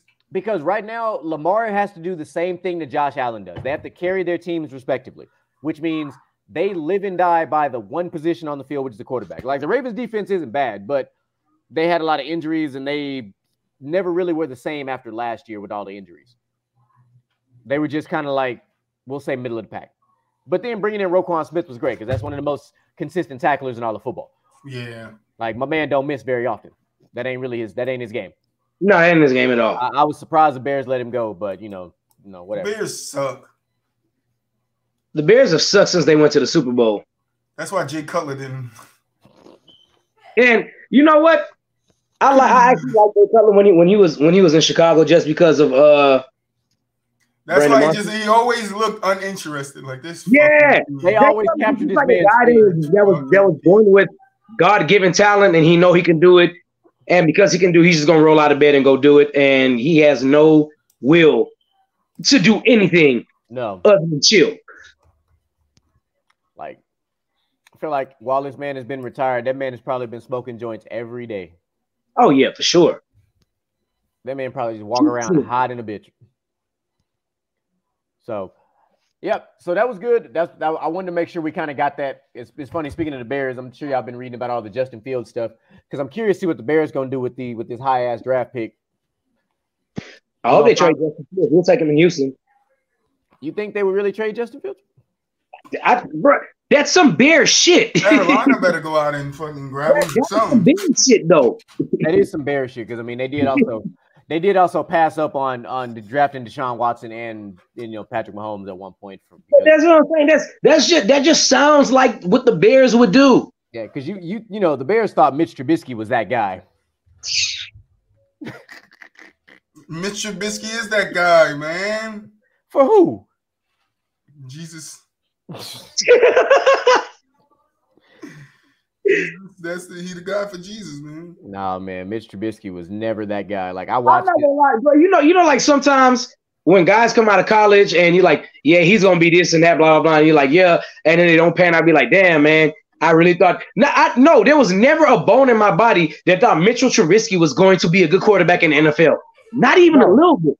I don't know what they saw in this dude. I watched him play in college, and I was like, so you mean to tell me you think watching this small sample size, like 10 games of Mitch Trubisky, is better than Deshaun Watson winning a national championship, beating Alabama, or better than Patrick Mahomes having one of the best Big 12 games between him and Baker Mayfield and company at that point in time when they combined for like 1,000 yards and some other crazy shit? And I'm like, no. Not only that, here's the best one. My favorite example of this is Lamar Jackson is the perfect example of being a black quarterback and being stereotyped. Because I was sitting there on draft day talking about, what are y'all doing? Nobody's going to draft Lamar Jackson. Not a single person. Are y'all crazy? Come on, man. They wanted that man to change positions. Bruh. They wanted him to play running back and I think they said safety or some shit like that. Yeah. I was like, this man won a Heisman Trophy playing quarterback. Why the fuck would he change positions? Lamar Jackson, even in college, had all the tools. You saw him pick apart defenses in college, passing the ball. Then you saw him running the ball too. He had all the makings. But to be fair, a lot of Heisman Trophy winners these past 20 years. Well, I'm going to be 33 this year. So the past 30 years in my lifetime, a lot of Heisman winners don't pan out. But Lamar Jackson had the right tools you look for in a quarterback. He had good decision making. He didn't just run to run. You know what I'm saying? Like he had the components, and I'm just like, come on, dog. I think Lamar's gonna be great. And there you go. He's been great. Yeah. No, 100%. Give him the money, man. Get him in his flowers, get him in his money. Somebody gonna give it to him. Because Josh Allen got paid and Josh Allen ain't got no MVPs. That's all I'm saying. I think Pete Carroll goes after Lamar. Because same thing with Geno. Geno's a lesser version of like a Wilson. He runs and he can throw, right? Wilson could always put those wheels on when he needed to and throw the ball, right? Wherever you want to put him in his ability to do that, you put him. But he won a Super Bowl doing it, right? Just wasn't the Legion of Boom. It was the offense too. Marshawn Lynch and those guys as well. But what was I saying? Lamar to Seattle. Oh, yeah, I think Lamar give him Pete Carroll, and I think Pete Carroll does some things with him. Because then he has DK Metcalf, and then he has Tyler Lockett. So now not only does he have a true number one wide receiver, he has a true number two wide receiver. I think you called that. He was like, yo, Lamar will be good in Seattle. I think you called that before, Jeremy. So like, I've been saying it for a little while. Nobody want no. Okay. I look at coaching styles and schemes, and I'm like, bro, he fits with Pete Carroll. He fits with Kyle Shanahan, but the Niners are not going to go after him because they got enough going on what they got going on. But I was like, those two teams would be really good for Lamar. Mm-hmm. Like I really do. I like Pete Carroll. Like I like Pete Carroll as a coach. I like his system. His system is very simple. Like there's nothing complicated about his system. Mm-hmm. And Lamar would flourish in a system like that.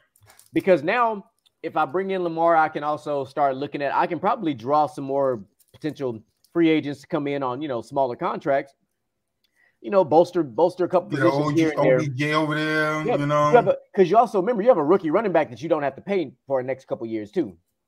So, pieces are there. I think both of y'all hit the nail on the head. I think Seattle is the perfect place for Lamar Jackson to end up if he's not with Baltimore next year. We all know Pete Carroll's a winner. He won in college and he won in the NFL. He won in the NFL first, then in college, then came back to the NFL. Okay. So you're right. But just Pete Carroll is a winner. He understands football. Mm-hmm. Like a lot of coaches understand X's and O's. Pete Carroll just understands how to win in football. And that is a lost trade because it there's a lot of guys like, oh, this guy is very good in the offensive coordinator. Let's hire him as a head coach. No, he's good at the defensive coordinator. Let's hire him as a head coach. No, a head coach has to know how to win. Pete Carroll, anywhere Pete Carroll has won, he's been successful. Mm-hmm. And that is a rare trait. If you go back and forth between college and the NFL and you just win no matter where you go, you understand football. You get it. And that's Pete Carroll. And Lamar Jackson's one of those as a quarterback gets it. And I think there'll be a match made in heaven. It will be beautiful. And not everybody can do that. Not all coaches can win in college and in the pros. Nick Saban is a failure in the NFL. For example. Like Nick Saban and Urban Meyer are failures at the NFL level. But both Harbaugh brothers are good at the NFL or college. Doesn't really matter. I think I ain't gonna lie to you. I would love to see what a coach like Andy Reid could do at college. I would too. I think with the right team, I would love to see what Andy Reid could do with a college team. Like I think he could do something nasty. I think because Andy Reid is so innovative on offense. Depends on what college team though. Yeah, 100%. But he's so innovative. He can have so many. I'm with you because the schemes you can draw up in college is way more than what you can do in the NFL. Yeah, I'm with you on that. But he would be like the perfect Pac-12 coach though. Oh, for shit, sure. Yeah. I think Pac-12, ACC. I think those would be two places he would be Big Ten maybe, but definitely Pac-12 and ACC for sure. Yeah, I can see that. He's a very good coach, and people don't give him enough credit. They should. He's playing against his former team who he had a long coaching tenure with. Like it's not like Andy Reid is a very successful coach. Right? Like when you talk about Philadelphia understands now that you just once Andy Reid left, it was like you don't understand how good you have it until it's gone. They are the perfect example of that because after Andy Reid left, they were trash till Doug Peterson came along and revived them. Like when you talk about how good you have until it's gone. Yeah. So when you talk about like the NFL's most winningest coaches, like Andy Reid is right behind Coach Belichick. Like this is not uncommon. What we're seeing is what we've been seeing from Andy Reid's entire career. And we forget, Andy Reid is from the Mike Holmgren coaching tree, which had a very successful coaching tree. Yeah. And Andy Reid is developing a fairly successful coaching tree as well. So it's like, if you know anything about Mike Holmgren from back in the day, like Mike Holmgren was a damn good coach. Yeah. For a long, long time. So it's not surprising that Andy Reid is having the success he's having, in 2023 now with all the innovations and everything else going on with offense. Yeah, Fact. I agree. So that wraps up at least everything I've got today. DJ Michael B, you got anything else you want to talk? I do got something I want to talk about. I want to get you. Look, I know we primarily talk about a lot of football today, but he told me you were an NBA head guy too. So here's what I want to know, because I asked him this on the podcast, right? out of all the trades that happened at the trade deadline, because there was a lot, what do you think is the most underrated?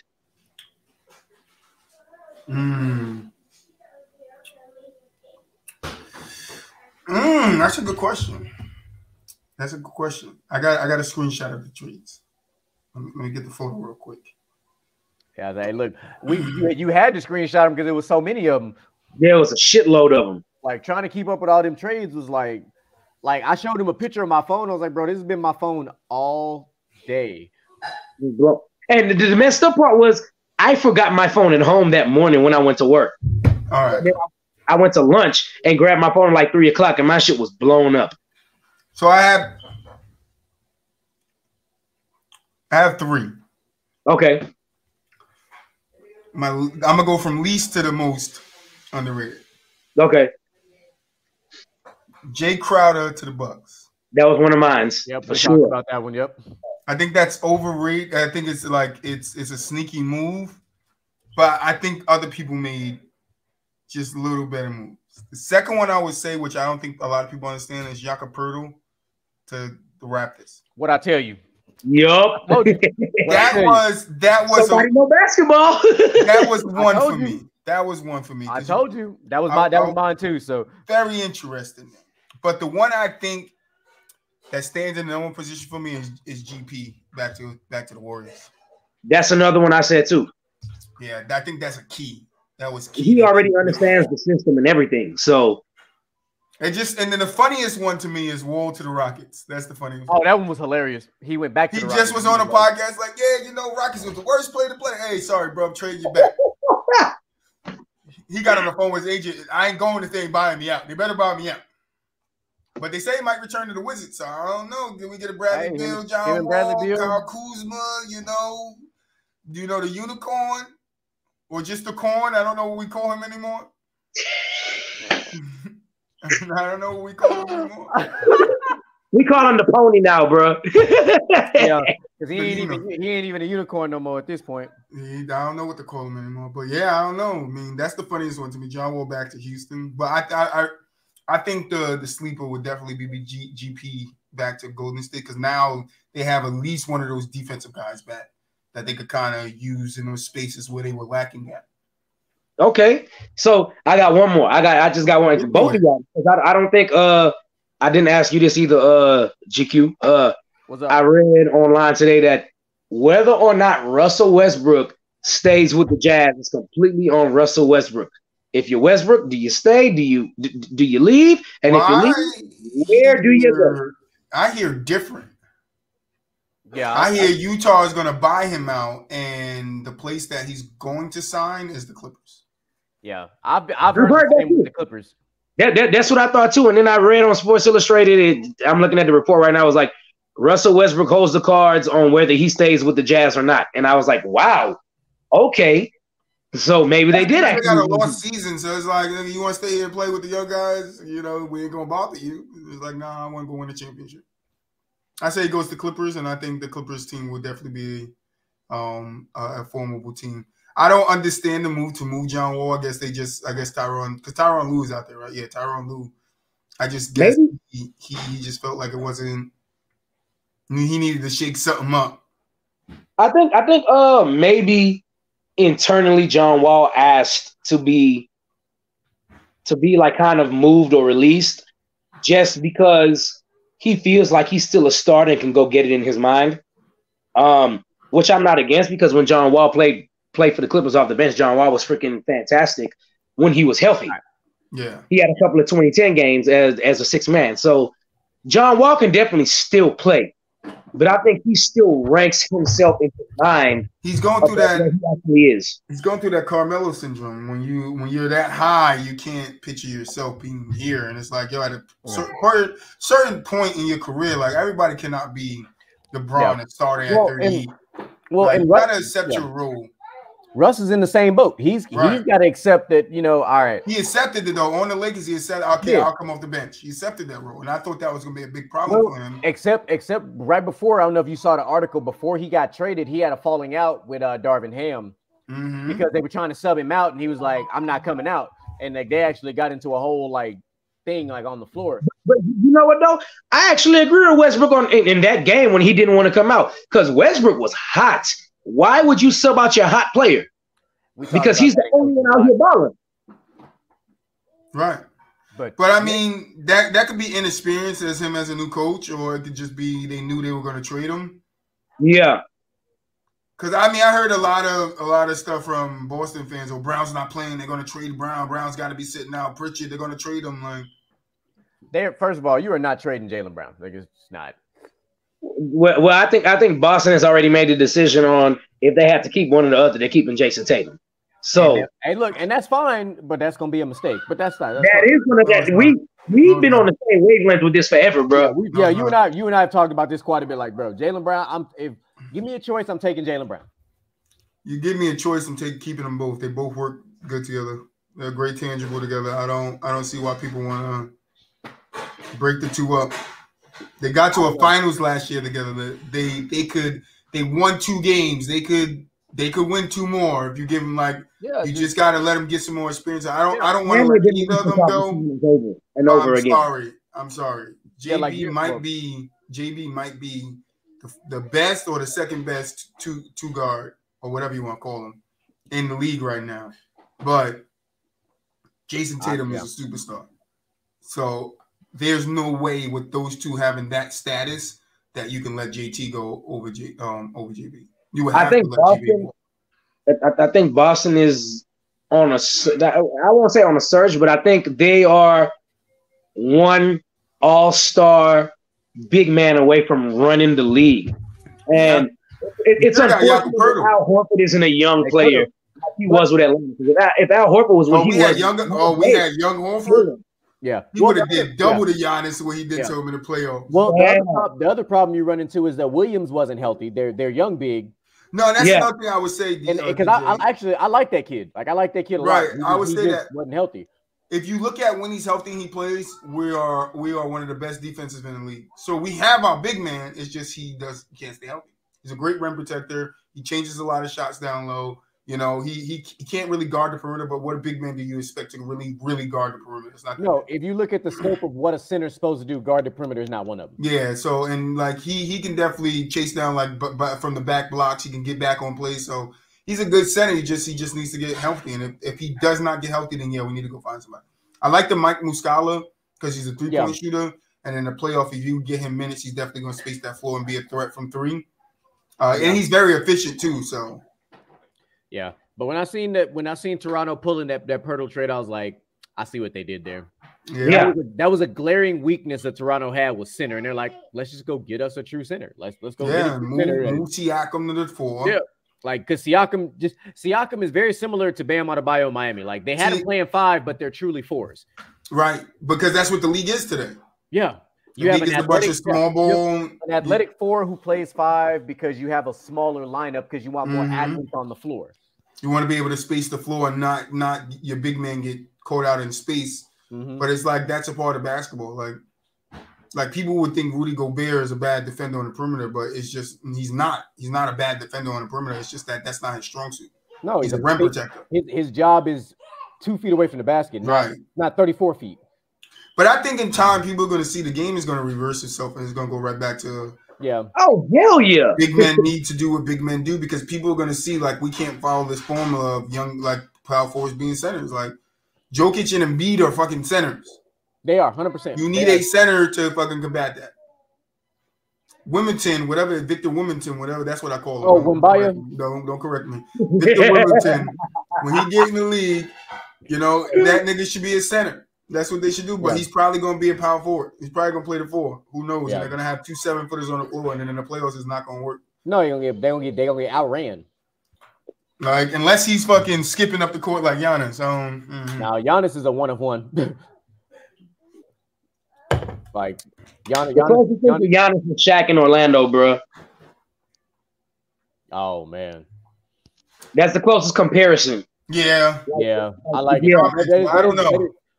Dominant wise, I would say if Giannis goes on to dominates the league over the next 10 years, right? And he's still young. What is he, like 24, 25, right? Somewhere around that? Giannis is 26, I believe. 26, all right. So another 10 years.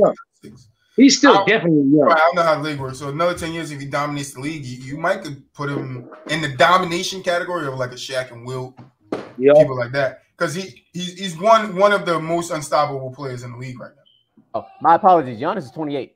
Oh, 28. Wow. Okay, yeah. So 38. Yeah, he'll be like LeBron's age. So another like 8 years, 6, 7, 6. Hey, Giannis got another eight years. Good years. We're talking about good years when he's going to be able to do what he still does. I don't know where his drop off is going to come. You know, we done seen, Kobe's drop off. We could say MJ had a drop off, which he really did. With the Wizards. Right. You could say that was a drop off because he wasn't scoring the way he was scoring. LeBron is the only player where we're just like, this nigga still hasn't had a drop off offensively. It's ridiculous. Oh, sorry about that. LeBron hasn't had an offensive drop off. Has he had a drop off as a player? Yes. And real basketball people know that. 100%. He's not as fast. He's not as quick.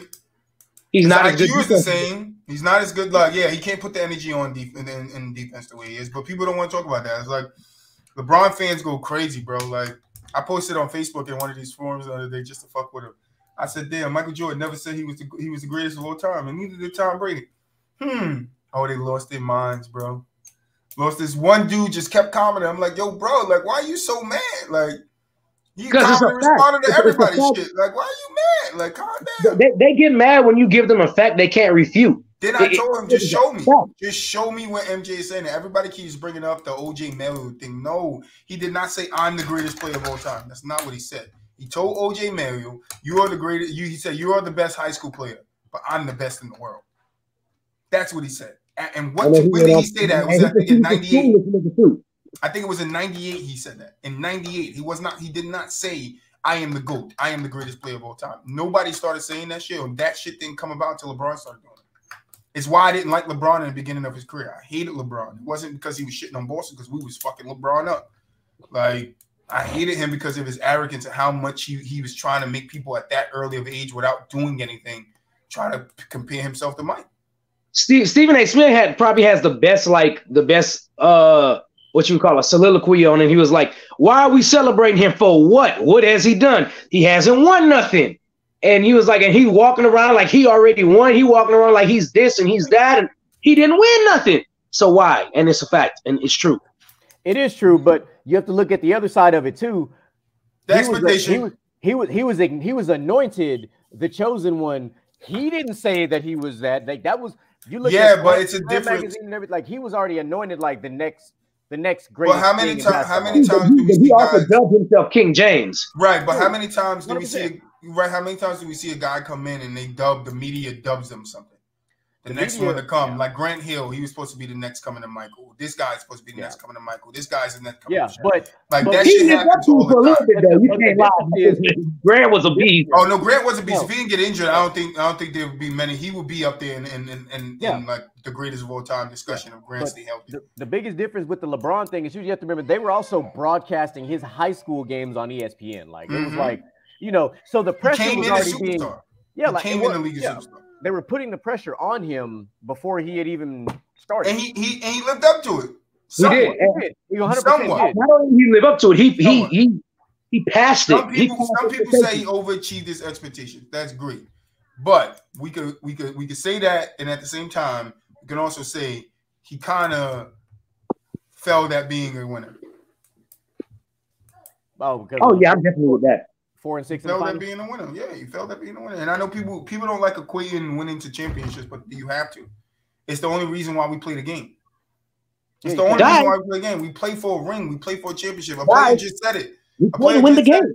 Right. The player just said it. Like, if you don't think we play to win championships, then you don't fucking know basketball. And I forget which basketball player just said that, but they play to win a championship because they know winning a championship puts them in the upper echelon to basketball players. Especially if you are an all-star, star, or superstar. You see all the disrespect Charles Barkley get all the time. Yeah, for not winning. But Charles Barkley had one ring. Just one ring. Just one. He'd be in a different category. 100%. Different category. He goes up 2 levels in where he's placed and how people look at him. Because people just feel like, bro, Charles was a damn good player. Yes, he was. He was a dog. Charles was 6'6" power forward in the big man era, dominating centers, bro. And gave Shaq problems. Yeah.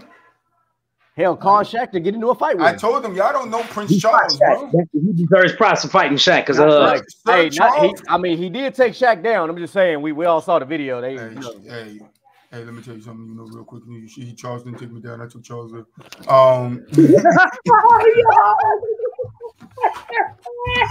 Hey, the impression is on point.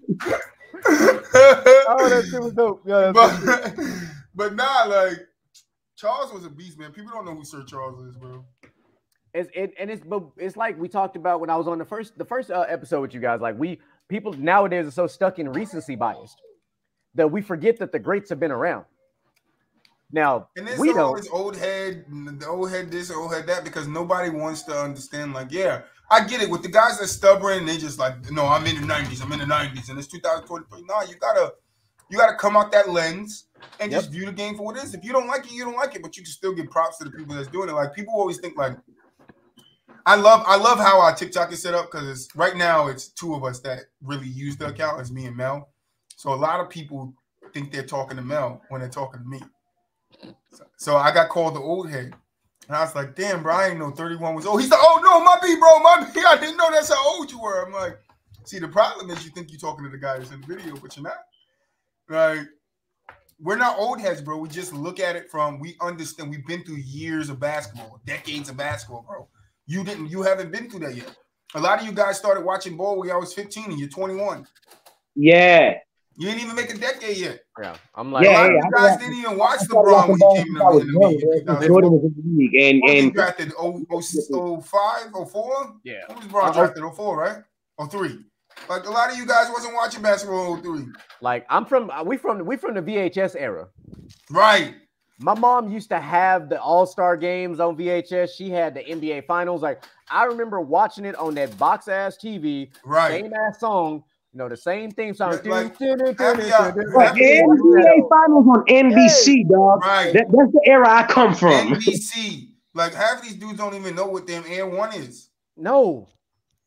What are you talking about, N1? We're talking about when you go for a foul and they foul him, he makes it. That's N1. N1? No, that's not what we're talking about, bro. Oh, you talking about them cheap-ass shoes? Nah, fam. We're talking about N1s. Listen, I was listening to, because I like The Professor. So I was watching The Professor on YouTube, and he was breaking down a documentary, and he was saying the shoes wasn't bad.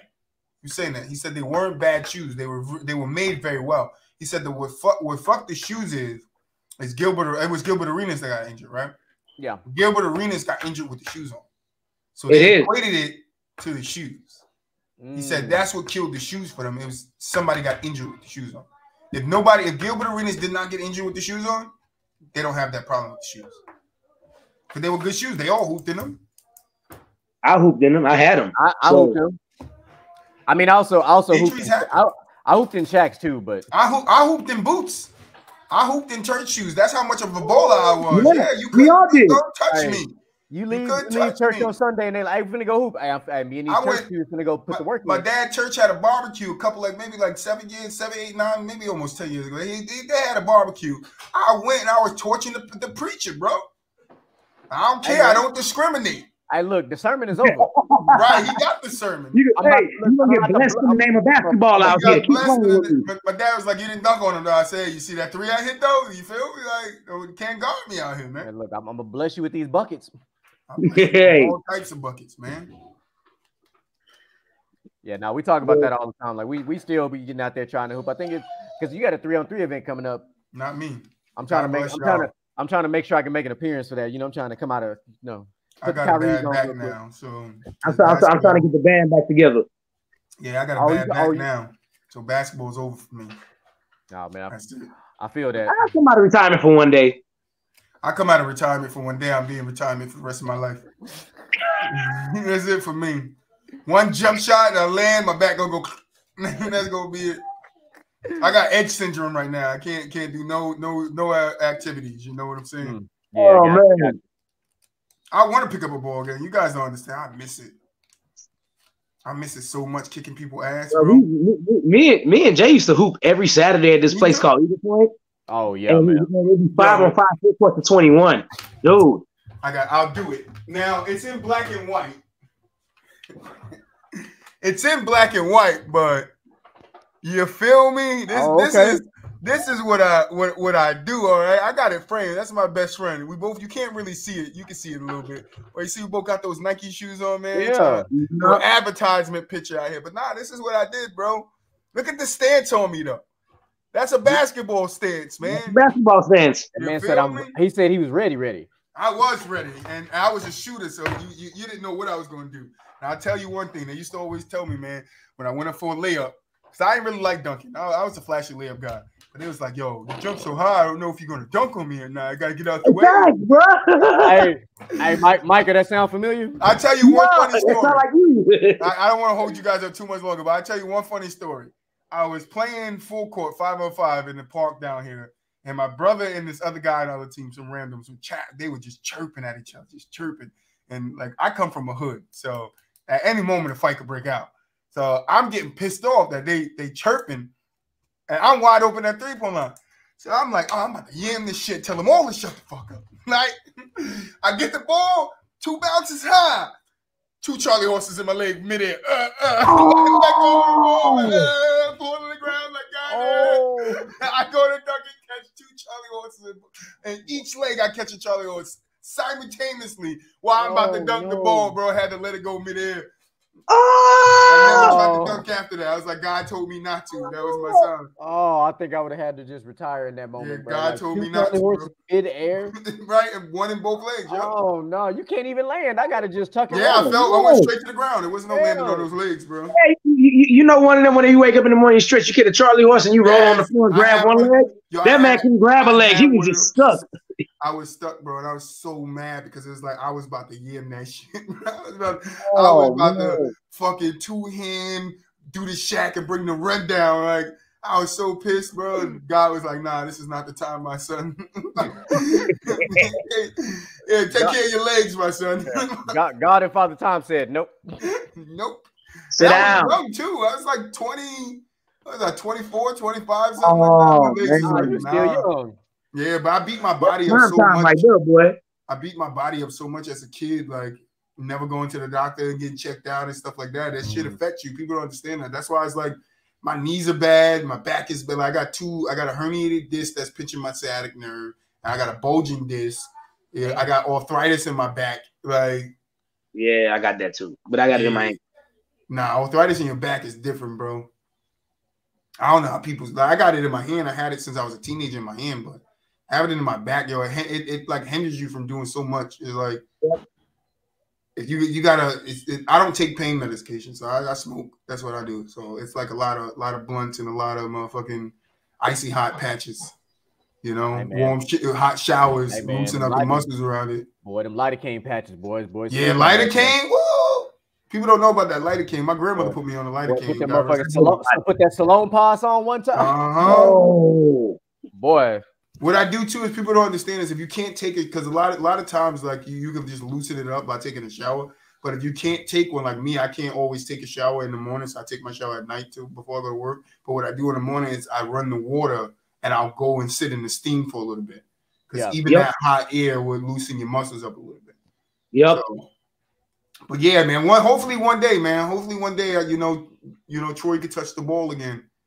I shoot from the top of my head, so everybody always told me I shot like Kobe. I don't know why, but I was a Paul Pierce guy around that time. Okay.